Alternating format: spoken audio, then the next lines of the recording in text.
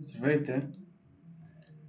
Днес ще се опитам да ви убедя в това, че целуването на задници няма как да помогне на Украйна в борбата за нейната независимост. Обаче, преди да се впусна в прекалено дълги обяснения, ще започнем с една хумористична вметка, тъй като е хубаво да започваш с хумор, когато говориш за неща, които също изобщо не са смешни. И защото една приятелка ми каза, че говоря прекалено перформатив и трябва малко да смъкна нивото.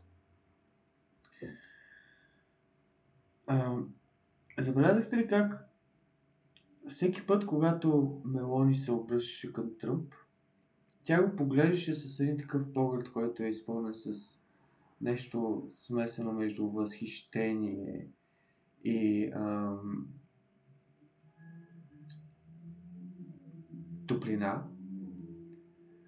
Обаче, всеки път, когато извършеше поглед от него, обръщаше главата си, върху също това, между другото, много красиво лице, се изписваше един такъв израз на тотално отвращение. Отвращение от това, което тук що ми се наложи да направя.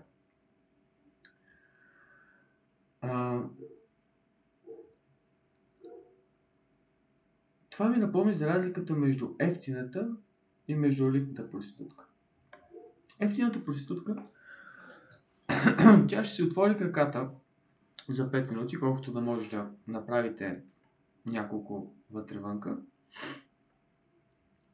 След което през това време върху лицето й ще е изписан един израз на отвращение и отекчение. И след като свършите това, което сте отишли там да свършите, тя ще се избърши една работа, ще се дигне гащите и ще се тръгне. Елитната проститутка обаче, тя пак ще си отвори краката, за да може да направите няколко пъти вътре-вънка. И накрая пак ще си обърши една работа, ще се дигне гащите и ще се тръгне. Обаче по време на тия 5 минути ще ви накара да се чувствате като най-неповторимия и добър любовник, който някога е съществувал на планетата Земя. Госпожа Мелони се опита да бъде елитна проститутка, но за съжаление не успя, защото просто и отвращението от това, което й се налага да прави, се изписваше върху лицето й всеки път, когато не гледаше към Тръмп и камерите успяха да го ловят.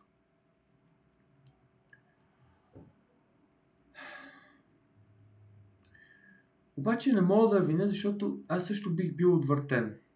То наистина беше унизително. Самия факт, че фон дер Лайен нарече търговската сделка на Европейския съюз с щатите страхотна, е пример за това унижение, на което те избраха по-скоро да се изложат. Разбира се, логичният въпрос е защо въпросите европейски лидери изобщо са решили да си причиняват цялото това унижение и целуване на задника на Тръмп. Стратегията им беше ясна. Ще му поднасяме почитания, ще поднасяме възхищение на краля, ще бъдем покорни пред неговото величие, за да може да задоволим неговите нарцистични нужди. Но помежду другото, ще се опитаме да променим вижданията и позициите му и ще се опитаме да получим от него гаранции за сигурност, които да включват американски войници на украинска земя. Че госпожа Мелони дори беше максимално амбициозна, дори намекна за нещо като член 5 за Украйна, който да включва всички страни на масата и в случай, че Украйна бъде нападната, всички да трябва да я защитават. Според мен обаче тази стратегия беше напълно обречена на провал, Нещо, което се доказва от интервюто на Тръмп по Fox след срещата, в което той напълно отхвърли възможността за това американски войници да бъдат разположени на украински територии. Какво става за украински член 5, нали? Според мен, тук европейските лидери правят същата грешка, която правят редица анализатори, много от които са професори с много повече знания от мен и по принцип трябва само да слушате и да записате като те говорят. Но грешката е следната. Въпреки, че признават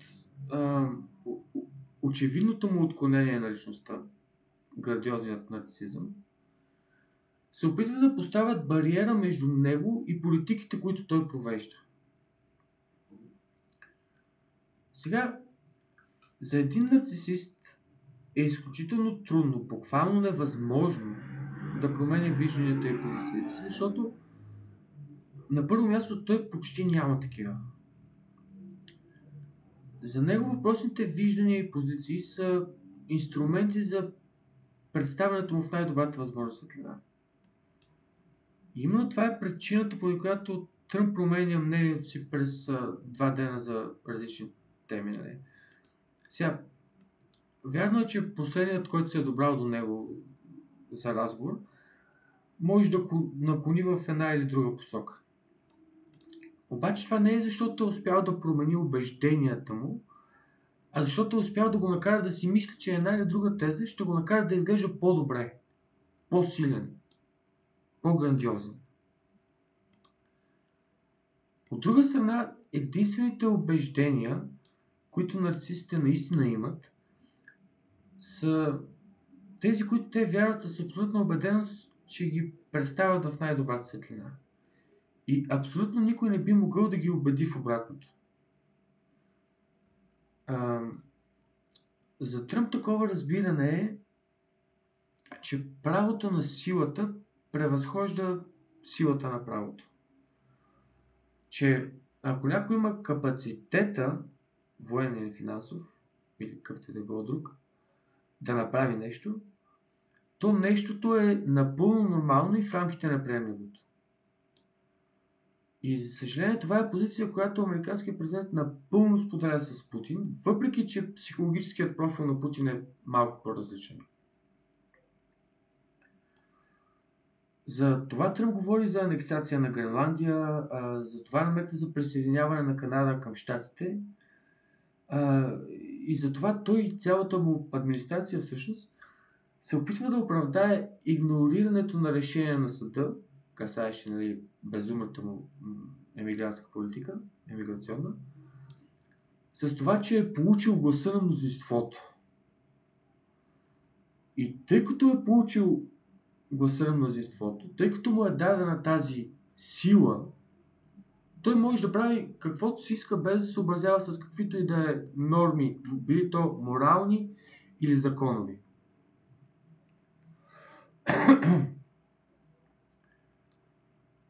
Днеска гледах един клип в YouTube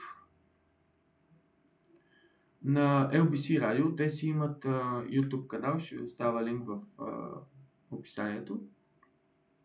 И интервюиращият неколкократно се опита да получи отговор на въпроса от един представител, нали, на администрацията на Тръмп, Бен Кентиш, мисля, че се казваше. Въпросът беше: защо Тръмп казва, че Украйна никога не е трябвало да се въвлича в тази война? Нима Тръмп не осъзнава, че Украйна беше въвлечена в тази война от Русия? И нали, Бен Кентиш се опитваше да избяга от въпроса, постоянно откланяше темата към това, което се възприемат като успехи на администрацията на Тръмп и така нататък. Най-малкото, нали, че самата среща била успех. Тук, нали, повечето ултрадемократи ще се опитат да ви обяснят, че също както и Байден, Тръмп е започнал да склерозира. Че той се бърка за това, кой е започнал войната. Други биха се опитали да ви обяснят, че Тръмп е жертва на руската пропаганда, И наистина мисля, че Украина е виновна за старта на войната. Обаче и двете не са истина. Вижте, за човек, който вярва, че е окей да имаш всичко, което си достатъчно силен да имаш, идеи като независимост, суверенитет, свобода, желание да запазиш националната си идентичност са напълно неразбираеми. Човекът просто искрено не може да си представи защо украинците не се предадат. И тъй като Русия е много по-голяма страна, много по-силна военно, че дори икономически от Украина, за Тръмп противопоставянето срещу тази сила няма никакъв смисъл. Защото не може да си представи някакви идеи или някакъв морал, който е отвъд правото на силата. Именно за това стратегията на европейските лидери беше обречена на провал. Защото не можеш да промениш убежденията на един нарцисист, особено когато те са толкова основополагащи за изграждането на цялата му личност. Това ще бъде първата част от видеото. Във втората част ще говорим за това, че всъщност тази среща не само не постигна нищо за Европа или за Украина, а даже беше токсична за страните от Европейския съюз. Обаче вече стана много дълго, така че едва ли ще успея да ви запазя вниманието и без това за толкова дълго. Тъй, че за днес толкова. Лека вечер ви пожелавам.